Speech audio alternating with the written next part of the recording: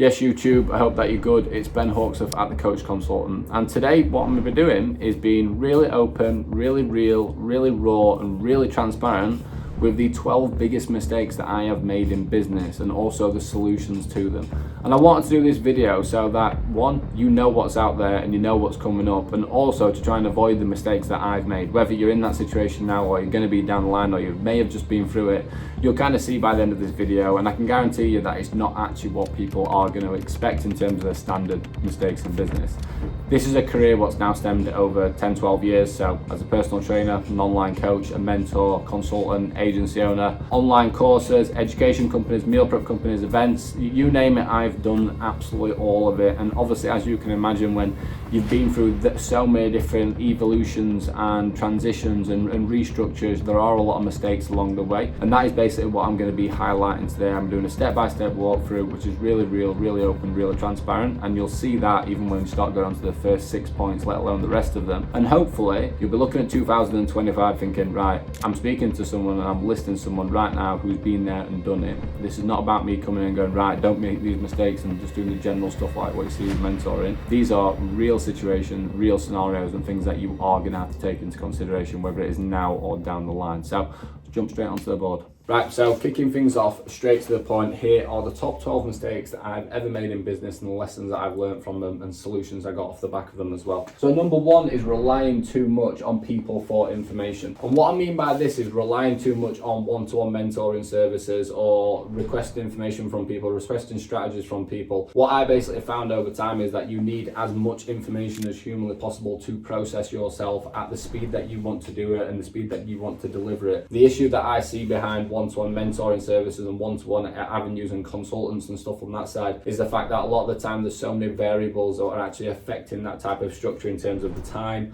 the mood, the ego, the opinions, the follow-up process, the amount of time it takes to get a response from someone, and overall it basically slows your rate of progression down because you're having to rely too much on someone for information. So for example, that's why I literally live and breathe online product development now, because that is what people need at all levels: 5k, 15k, 50k, 100k, 150k, and then obviously we have the one-to-one specialist teams in their areas. And that's basically why I went away from one-to-one mentoring, because for me personally, I couldn't deliver at the level that I wanted to and get the results at the pace that I wanted to because of that format. The second one is focusing too much on the company and the team's personal brand rather than my own. I'd say that this is something that I've only really kind of got to grips with in the last 18 months. And for me personally, I think this was more of like a bit of a belief system than it was anything else. It's not the fact that I don't now value my company brand, I don't value my team, because I do more than anything. It's more the fact that prior to the last 18 months, for example, I would see them as more valuable than me. Whereas in hindsight, like, your personal brand is without question the single most important element that you need to be focusing on with the business. So when it comes to content, when it comes to events, when it comes to networking, when it comes to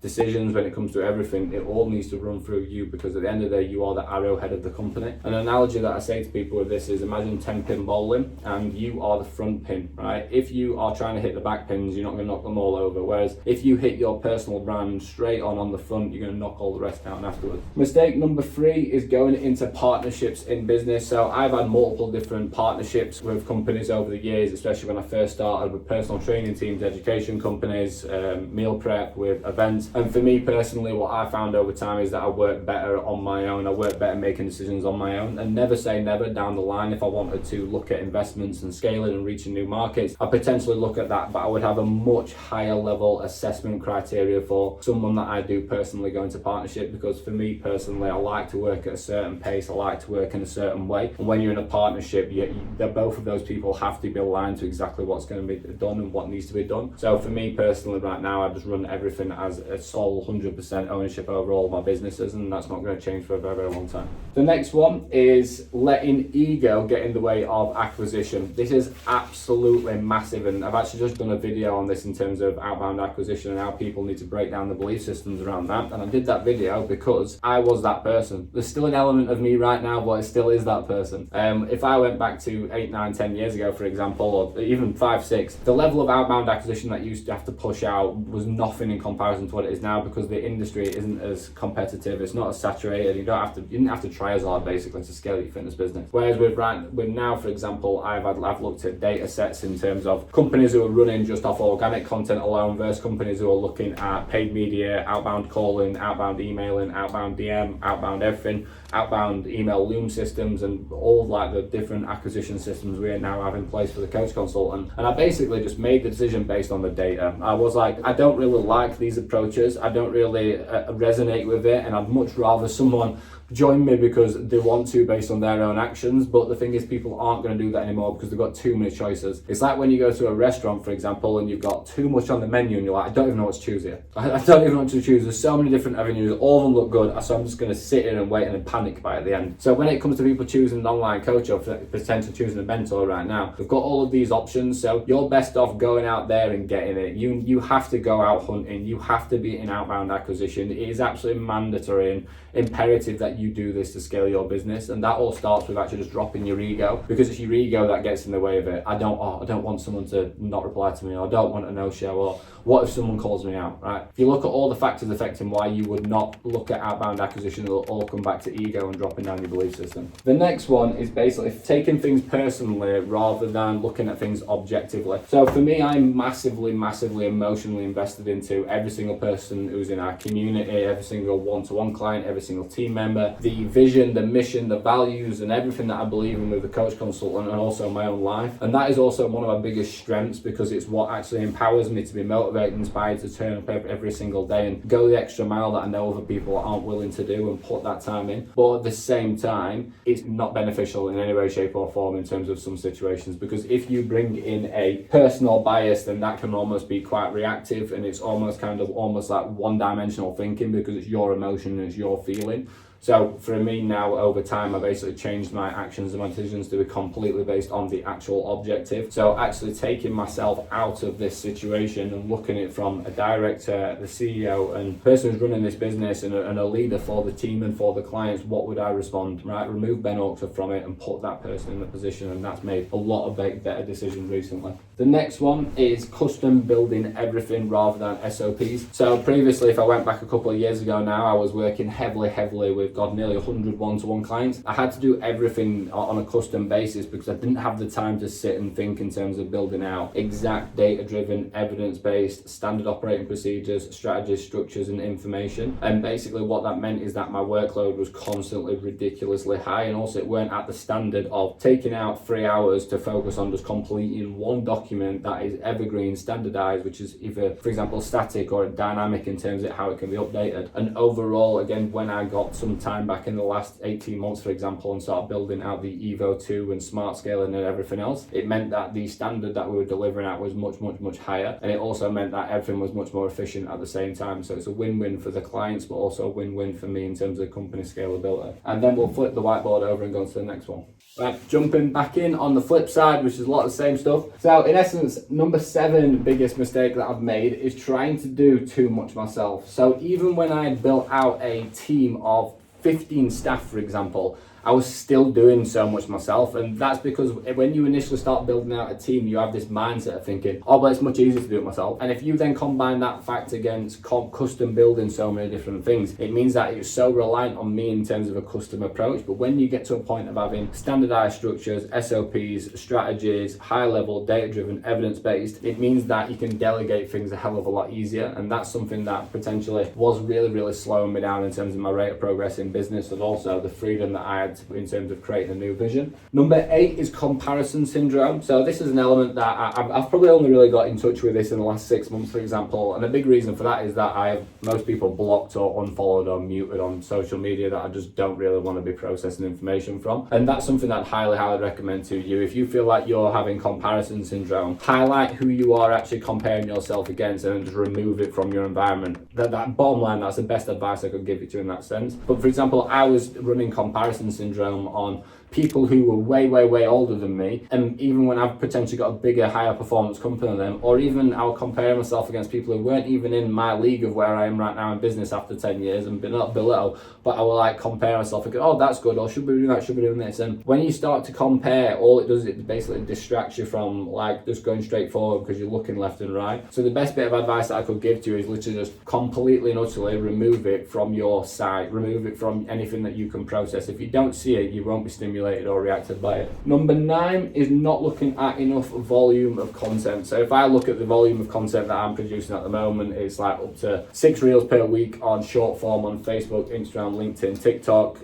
When it comes to YouTube, extra shorts, so maybe 10 to 12 shorts per week, plus 3 YouTubes per week, plus 3 emails with YouTubes per week. So for example, like I really recommend making sure that you just are cross-posting as an initial starting point, because it will genuinely shock you the amount of volume that you will need to create to make impact. So really go out of your way to make sure that you are cross-posting and you are keeping up with the volume necessary to actually make impact. Number 10 is letting business affect my personal physical health. This happened all of the time from 20 years old to I'd probably say 28. So it's only really in the last 2 years I've really started to be in touch with my own training and stuff again. And don't get me wrong, I'm not resentful for those years because I committed so much to the business to get it to where it is right now. But at the same time, I didn't feel really good in that process. And what you've got to take into account is you need the best person to turn up every single day. So if you are not eating well, if you are not training, if you don't have personal goals external, you're not going to be turning up as the best day. You're not going to be motivated. You're not going to be inspired. So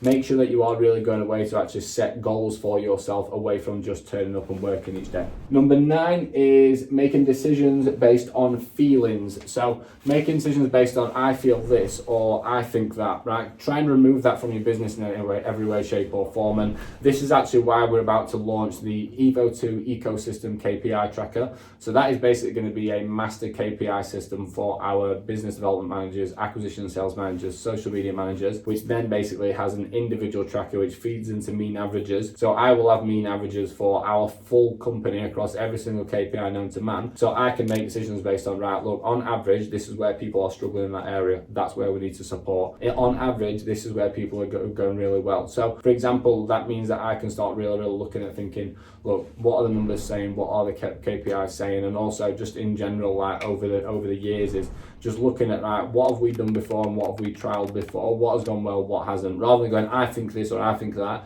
Really try and compare against the actual data sets and performance of what has been done before. So even from a content perspective, like that would be, or I think I need to change my content, right? Look back at the last 30 days and go, right, what are the top performing posts? What's got more reach? What's got more followers? What's got more buying, right? That is you making a decision based on creating your next social media strategy based on KPI performance, rather than just going, I feel and I think that. And then the final one is using alcohol as a reward or an escapism. Like, don't get me wrong, I'm not an alcoholic in any way, shape or form. Wouldn't be able to do what I do now if I was. But for example, after really heavy work blocks over the years, for example, I would like get to a weekend and be like, oh, I can't wait to have like a beer, or I can't wait to like go out and for a few drinks with my mates, or I can't wait to do this, I can't wait to do that. But then at the same time, that same type of thought process of as a reward, because I've got to that milestone, for example, when things weren't going well, I'd also turn to that as well. And for example, it just slows you down and it's just not a really good outcome, and something that I've really kind of highlighted quite recently, in all fairness, when it comes to that front. So really trying to make sure that if you are rewarding yourself or you do need an escapism, make sure that you're not using something like alcohol or whatever vice when you go out at a weekend and stuff, because it's not going to benefit you in terms of your business progression. So that's the top 12. I hope you learned something from that one. What you really need to take into account is business is not one dimensional in any way, shape or form. Obviously, when I'm looking at that there, that is based on me, my experiences and what I've gone through. And what I really want you thinking is when you're coming up to problems and you have to make these big decisions, really think about putting your actual self first. If I looked at a lot of those areas and a lot of those avenues on that board there, most of them would relate back to me having to ask myself, what is the best for me? What is the best for me? And based on what I want to do, how I want to feel and what I want to achieve. And when you start thinking and looking at things from that type of perspective, that's when you really start to make progress in business. So again, hope that you like this video. If you're not subscribing, then subscribe. If you like it. If you've got any comments, drop in the comments. And then as always, if you've got any submissions, drop them in. See you next time.